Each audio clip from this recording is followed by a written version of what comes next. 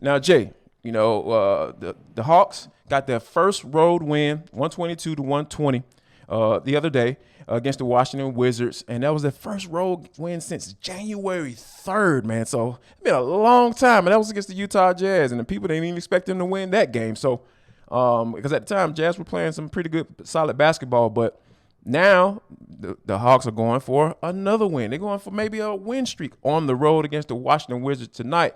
But one thing that Tenitra and I have talked about on the show ad nauseum is the fact that we kind of got to the point where we really don't feel like the playoff seeding really matters at this point. And it's all about really development from Quin Snyder and him familiarizing himself with this team and specifically Trae Young. And then I think the number 2 in that pecking order is definitely DeJounte Murray. From your standpoint, from your point of view, what do you feel like that is the main factor for the Hawks, as they get ready to wind down the season and try to get into the actual real playoffs, not the play-in? You know what's crazy? I think when you're looking at this team, I cannot recall basically a three-quarter season coaching change. We're going with a main guy who's going to be there at least 5, or that's what the contract says anyway. Right. Yeah. That you're making full scale changes, and I know the coach is having to do the majority of the adjusting just simply because the team was already intact. But I think Quin Snyder is a sound basketball mind, and I think he'll adjust this team and adjust himself to what the good of the team is. He's analyzing strengths right now. He's analyzing weaknesses. He's analyzing motivation. Yeah. And so he's just looking at this team overall and how it's constructed. Not necessarily probably something he would have done because we don't know what his philosophy is as far as building teams.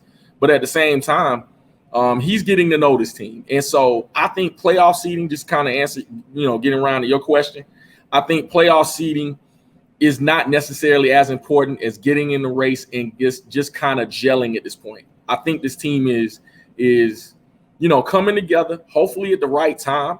But I think when you're looking at the ways that Quin Snyder is coming in just so late, it's really just getting just good footing with this team and the team getting to know him as well.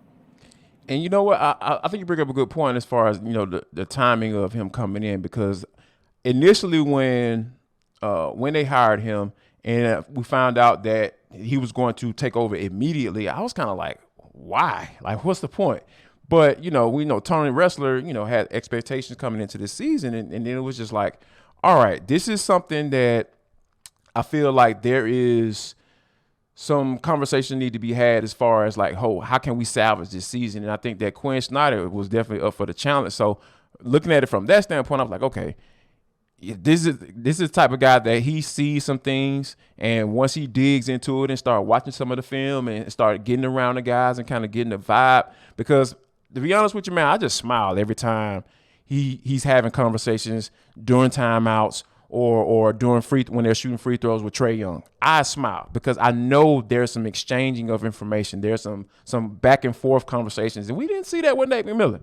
I mean, those are just the facts of the case, and that's what I feel like. In order for you to be able to coach in today's game, you got to figure it out a way, however, whatever, and whenever, to be able to establish a relationship with your superstar player. And I think that's what Quin Snyder is able to do from a relationship standpoint. Well, speaking of Trae Young, Jamie, I want to get your thoughts on this. Do you see a scenario where Trae Young isn't on this team in the next couple of years? Oh, that's a big question, man. I think because of the nature of how stuff is going down this year, I think Trae may be seeing a commitment to him by the front office because of the coaching change. I think so. The NBA is a players' league. I've always thought so anyway. So I think when you made that commitment to him overall, I think it was already said that, hey, Trae, you the man. Although the comments that came out from John Collins and other folks about them having to mature as a team, you can tell there was some light for Nate. Of course, I think, overall, I think it's a mixture, but they've done a good job in really not showing that divide overall. So I think when you're looking at, there's a commitment to Trae. I think there's no doubt in my mind that he'll be here. But I think you had to get someone that is a player's coach that and not to say Donovan Mitchell, for example, has a similar type of game as Trae, but undersized scorers. I think score first guard, no doubt.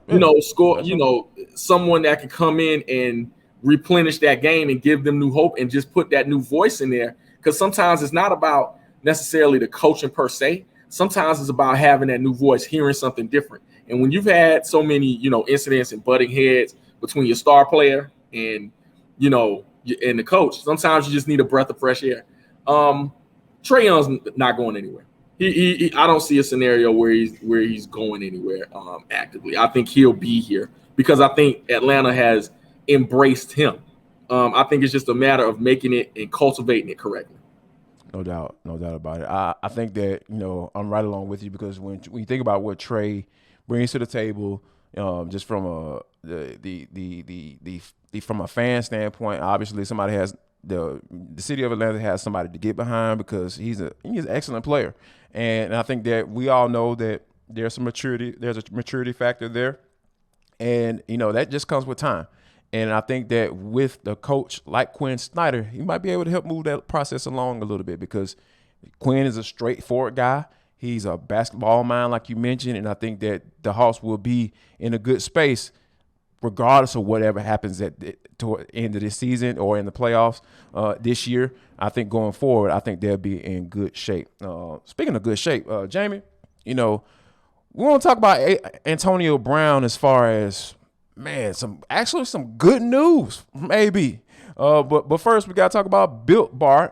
If you're looking for a delicious treat but don't want all the fat and the calories, then you got to try Built Bar.